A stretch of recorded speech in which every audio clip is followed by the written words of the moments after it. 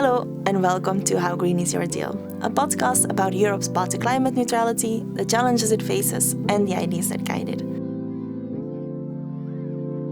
I'm your host Jana Gheuens, a climate policy researcher at Ghent University, and this podcast is part of the GreenDeal-NET network and the EU Climatic Project. It's been a minute since our last How Green Is Your Deal episodes. As I've told you before, I've moved to Sweden and I've been slowly settling into work and life there, and now also doing some teaching as well. And then I didn't always have time enough to make the podcast in the way that I wanted. So for now in the fall, I'm releasing this episode, and hopefully I'm also releasing one other episode, but we'll see how and when that will happen. And then in the spring, I really want to do another full series again, like the one I did on EU external climate policy. So now for this episode, if you're a faithful listener, you might remember that last year we did this episode talking about, okay, now there's been European elections, there's a new parliament, there's a new commission, also in the member states there's some new government. What does this all mean for European climate policy, or what can we expect from the next 5 years? Now we are 1 year in, so I thought it would be interesting to do a sort of recap episode where we sort of think about what we said last time and maybe share some of the insights or interesting things that we found in the last year. I also sometimes think about it like, how wrong were we? Because as we've seen and as we talked about, really so much has happened this year. For that, I am very happy to be joined again by Jeff Rosamond, a researcher at Ghent University. Hi, Jeff. Welcome back. Thank you for doing this with me again. Thank you very much for having me again. I'm excited to explore this with you today. Yes. So I was listening a bit to our previous episode, and I think at the time, both of us were sort of like cautiously optimistic, like thinking von der Leyen, she must be like dedicated to climate action, and the parliament has always been like an environmental champion. All of this stuff has been set into motion. It will be really difficult to sort of like turn it around. I think for me personally, that has changed a little bit. How do you feel about it? Absolutely. I think any optimism that we may have had in the last a year ago when we spoke has been significantly dampened. It's been quite a year for EU climate policy, and frankly, it's not going in the direction that many of us want to see. No, exactly. Maybe to start, can you share some of the biggest things that like surprised you, or some of like the biggest trends that you saw? For sure. So I think the one thing that really surprised me was just how, and I mean, like, don't get me wrong, when you actually think about how EU politics works, this shouldn't be that surprising, but just how quickly it happened and sort of how different it was from the last term is what really got me. And that is how unbelievably powerful the European People's Party has become. They're essentially now the kingmaker in both Parliament and Council. So right off the bat, very early on in this political term, the cordon sanitaire fell. We now have the possibility of this Venezuela majority where the EPP can vote with the right-wing political groups and even the extreme right political groups. And they've shown that they're actually willing to do this when it suits their interests. So essentially in Parliament, the really conservative factions within the EPP have become very empowered and now will vote with the far right when it suits their interests. And I mean, I guess we shouldn't really find this that surprising when you think, okay, who did do well in the elections? The EPP, of course, but also the European Conservatives and Reformists, the right-wing groups, and the Patriots for Europe and the Europe of Sovereign Nations, the far right. Who didn't do well? The Greens and the Liberals. So it makes sense that the Conservative faction is a little bit empowered this round. In the Council, we see a similar situation. So the EPP has 12 members whose political party leads that member state. Well, 12 including von der Leyen herself. That's so much more when you think about it than the S&D, who only have 3, and then the Liberals who have 4. So they're really controlling the show and again have power whether they vote with the far right or with the traditional groups. So that's been something that's really surprised me, is just how powerful this political group has become. Yeah, I think that's a bit the same for me as well. Like before sort of this term, there was usually like this coalition, right, between like the EPP, the Christian Democrats, and then the SND, the Socialists, and Renew, like the Liberals, who usually, even though they sometimes disagree, they want to compromise and they want to like create legislation together. And then in the previous period, we saw the kingmakers were mainly the Greens, because they could give like support and for progressive policies, which also pushed the European Green Deal forward. But now, as you said, we see the EPP really, they have no hesitation to make these sort of coalitions, especially with the far right, and they're also not afraid to sort of use it as blackmail then for the SND and Renew, being like, okay, if you don't agree with our position, our more conservative position, we're just going to vote with them, and trying to sort of strong arm them in that way to take like more, I guess, or less climate focused measures. And I think for me, seeing like how drastically the European Parliament has shifted from being like this traditional climate leader to now becoming one of the biggest laggards, that's been like really a crazy evolution to watch, especially now that we see that also climate has become like an increasing political issue for like the far right and the right as well, where you might have followed this on the discussions with the new 2040 target. It's actually the far right who is in the lead, also because the EPP didn't want to stop this. You know, they were like, if they want to do it, fine, they can do it. So now they have control, and the first thing they did in relation to the 2040 target was to also say, we reject the target. Like, we don't believe climate change is man-made. We think this is horrible. Like, we don't want this. And that, to me, if you would have told me this last year when we were sitting here, I think both of us would have been like, no, like, that seems too unrealistic. Like, for sure, they won't let it happen. But we see now that because the EPP has become more conservative and because climate has become such a politicized issue for the far right as well, everything sort of shifted to the other direction than where it was like 5 or 6 years ago. Absolutely. I completely agree. And I think, I mean, you and I, we did our PhDs at the same time. You know, we read Charlie Burns and Katja Biedenkopf and all this great scholarship saying, you know, the European Parliament is the climate champion. It's the political driving force of ambition. So to see this all change is wild, I think, for the two of us.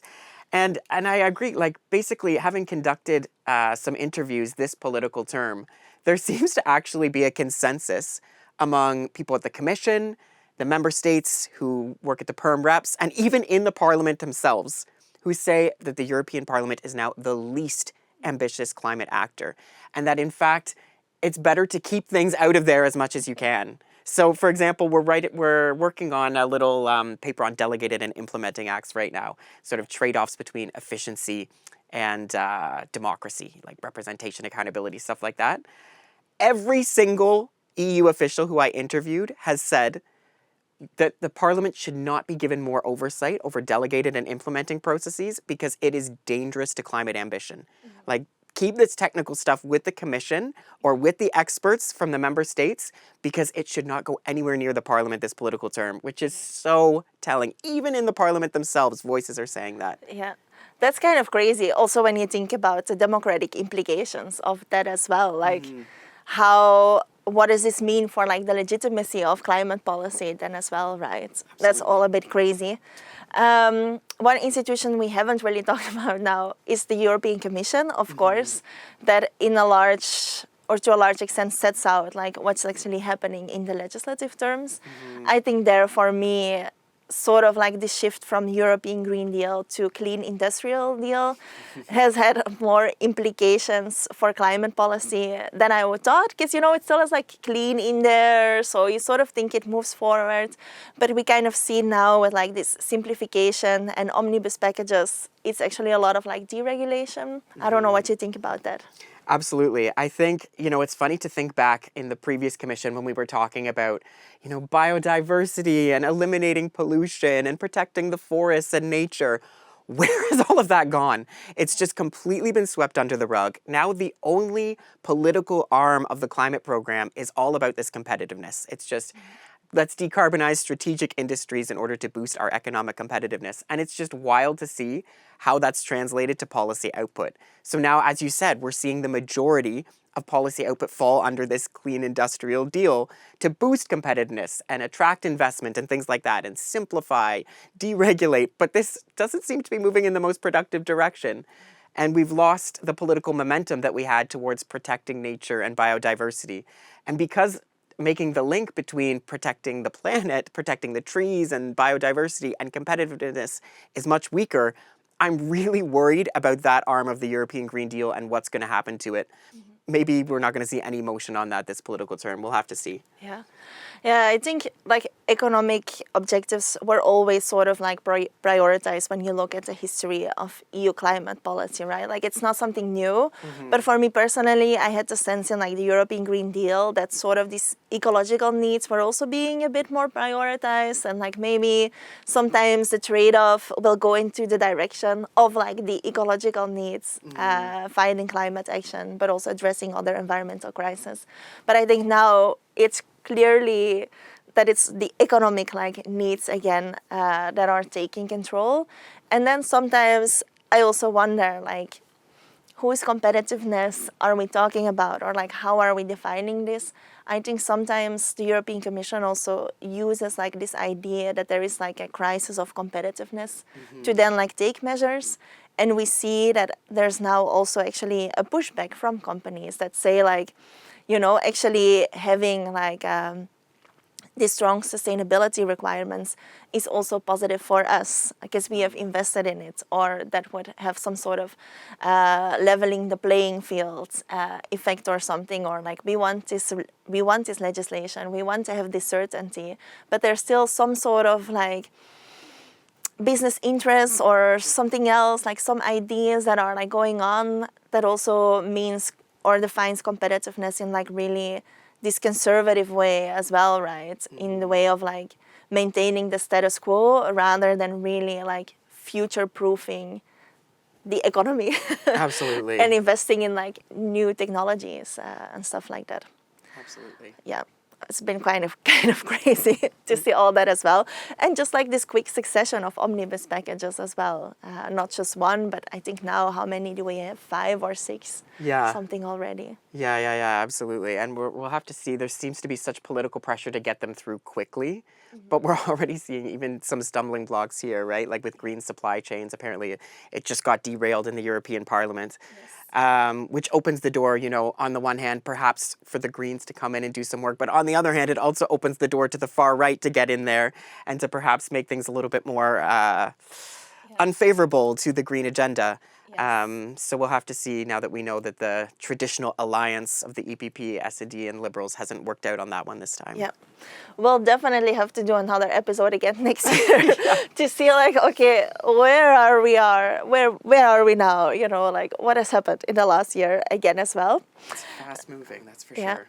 I know you've also worked a bit on the council, and as you said, maybe the council is still some sort of climate ambition. I think what we see now with Denmark being the president of the council, they have some sort of willingness still to like push things forward or to take action. Yeah. How do you see like the dynamics in the member states at the moment? I think that the Danish presidency has good intentions, but they have their work cut out for them, unfortunately. As we know, at the beginning of this month, Andrej Babiš in the Czech Republic won the Czech elections, so his ANO far-right party will probably come into government. And this is probably going to cause a real headache for the council, as we have another far-right member. And Babiš was actually elected partly on this. One aspect of his platform was to scrap the ETS2. So I think we're going to have a real headache as the ETS2 goes into the implementation phase, with a lot of member states pushing back against that, especially in Central and Eastern Europe. I also have to point out to the fact that we have some really big elections in 2027, which could spell other problems for the climate policy priorities. First of all, we have the French elections, French presidential elections in 2027. We know that we're going to be saying goodbye to Emmanuel Macron, and there's a real risk that the far right is going to sweep into power there. The thing is as that election draws closer and the liberal base in France tries to cling on to power, we might see a little bit of pushback against things like ETS2 and rising costs and things like that. So there's going to probably be some turbulence on the horizon there. We also have to watch out for the Polish elections in 2027 as well. Another big member state, again, at risk. We have Donald Tusk in there right now. Great. At risk of the Law and Justice Party sweeping back.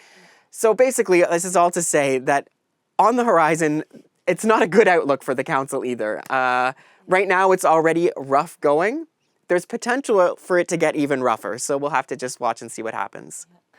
Maybe just to briefly explain to our listeners or viewers who don't know, but like the ETS2 is sort of like this extension of the emission trading system that would now then cover like transport and buildings as well. So basically it means that the fuel suppliers for these, they will also have to have some sort of emission rights for the fuel they sell, which then can have implications for the price of, like the gas you put in your car or like how you heat your house.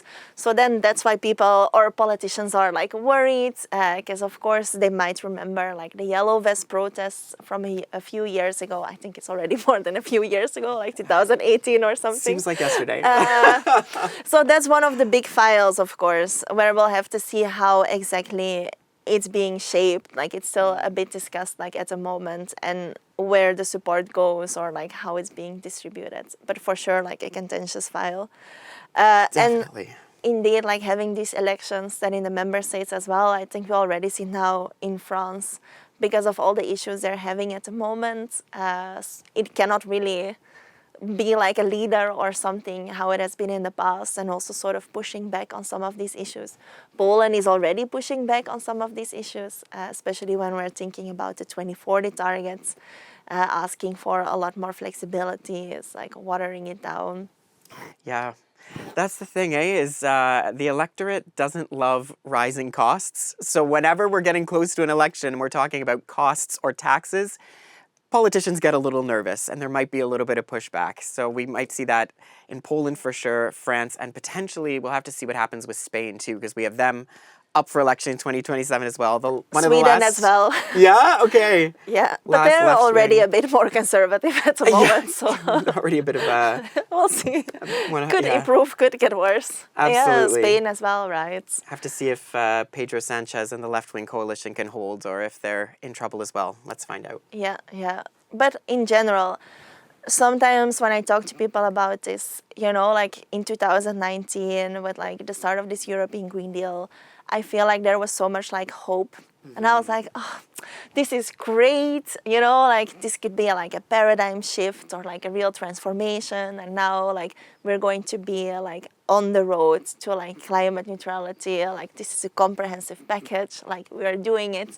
And it feels so crazy to think about it. It's now like 5 years later and so much has happened that has pushed it really in like a negative direction or really pushed it completely like off the policy agenda. So when you even say like in 27, I'm like, who knows what can happen by 27? Who knows where we will be in the world? It's sort of crazy. Yeah, it's a little bit sad even, like just the mood has shifted when you talk to policymakers at the Commission and at the Parliament and even in the member states. There was a sense of euphoria with what was accomplished in the first policymaking wave of the European Green Deal with Fit for 55 and the climate law. And now it's just fear and concern as we see the rise of illiberal, the right wing and the extreme right and challenges to climate ambition. Yeah, because then how would you explain sort of these quite negative trends that we saw? Like, what do you attribute it to?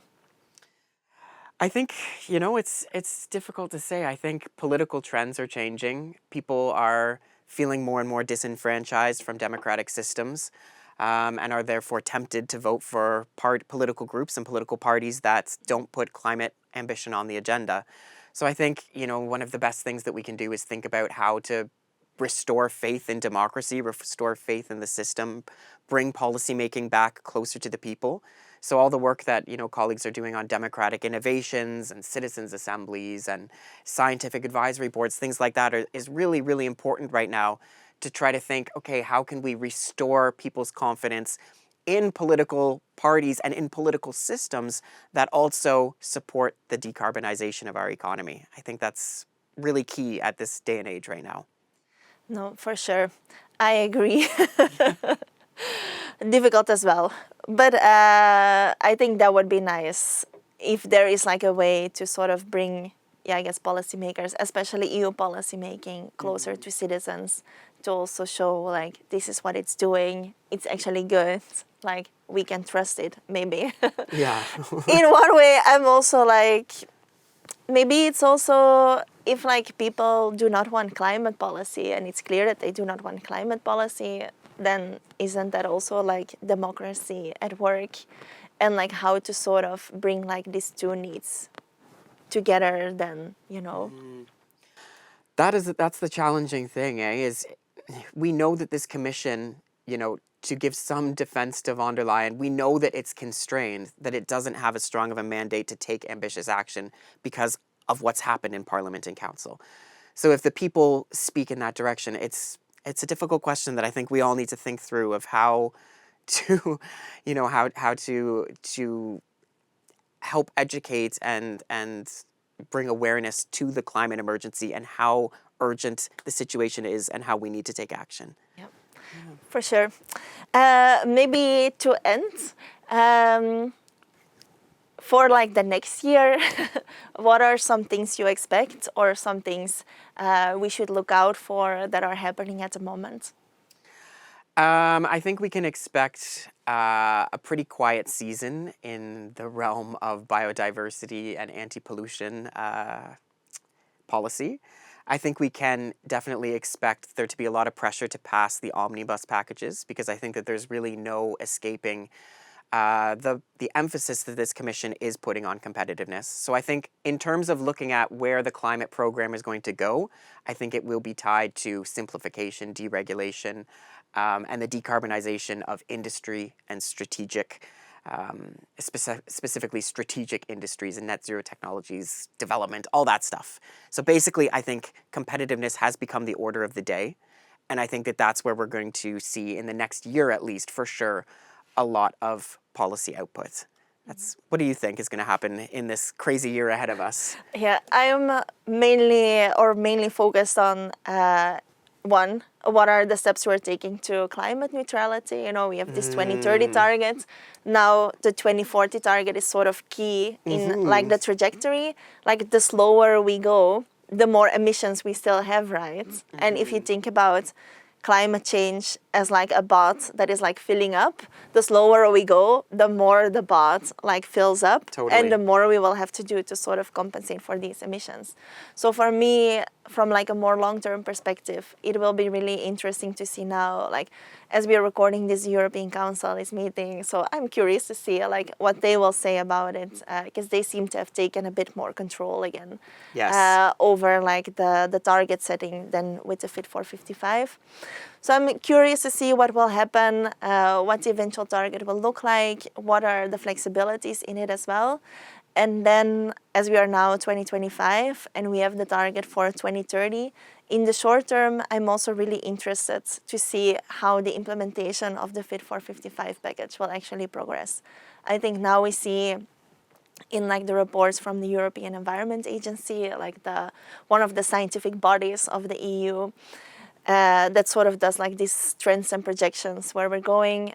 We see that we are not like on target, so we'll probably have to do more measures. Is it going to be possible in this climate? Personally, I've worked a lot on like car policies as well, which I really want to do an episode about at some point as well. But then there we see they're sort of being like hollowed out and watered down, and like we have this 2035 phase out date, which is like the only phase out date for an economic sector within like the whole European Green Deal. So now they're saying that they want to get rid of it again. So I'm also curious to see how that goes.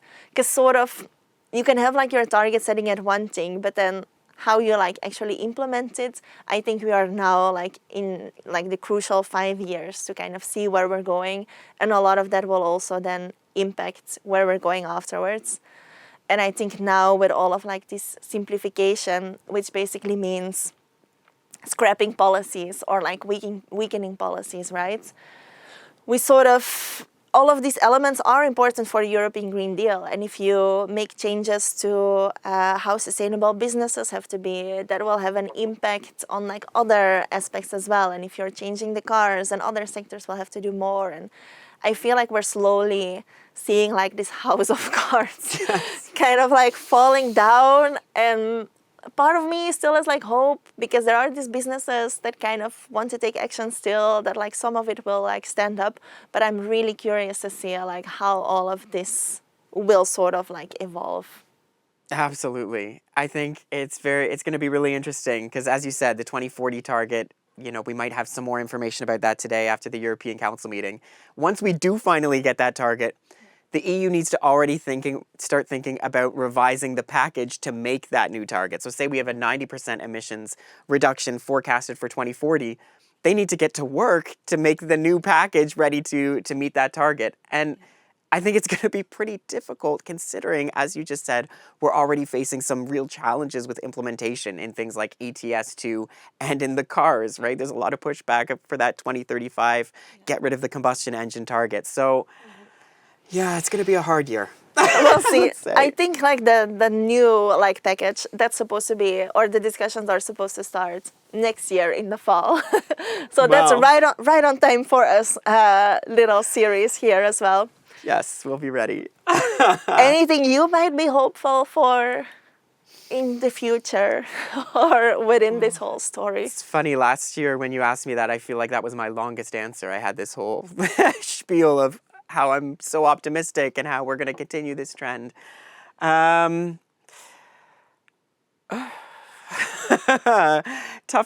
to answer this year. I think, we just have to hope that the EPP and our centrist parties recognize that the situation is dire and that at least we get a really ambitious target for that 2040 in. If we can get that done ASAP, like really ASAP, that'll be a good step in the right direction. And then, and then we'll go from there. But for now, there's a lot of uncertainty still. So let's just hope that we get that ambitious target at least through. Yep, fingers crossed. Fingers crossed. All right, thanks a lot for joining me again today. And I guess see you next year. See you next year. Thank you so much. That's it for this episode. If you enjoyed it, please subscribe to How Green Is Your Deal on Spotify, Apple Podcasts, or wherever you are listening. If you want to stay informed on GreenDeal-NET's activities, please go to greendeal-net.eu and subscribe to the newsletter.